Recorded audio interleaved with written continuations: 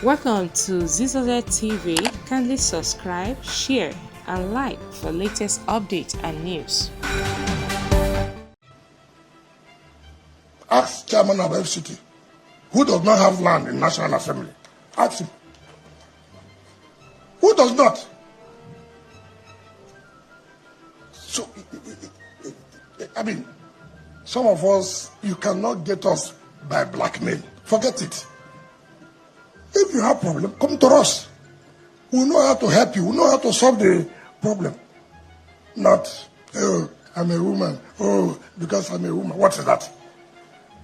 Because you're a woman, you can't carry government land. It is not so. Let anybody tell the person, bring this document to prove that that property is a property. So many of them like that. I have published it in newspaper and people thought I'm joking. Let me say it here. All of you are saying we are providing vehicles. With which money? Let me tell you, and some of us may not understand this. What does FCT get in a month from the federal government allocation?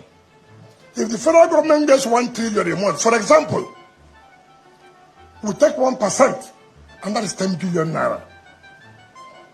Assuming federal government gets 1 trillion a month in terms of the allocation, 1% of 10 trillion, 1 trillion, is 10 billion.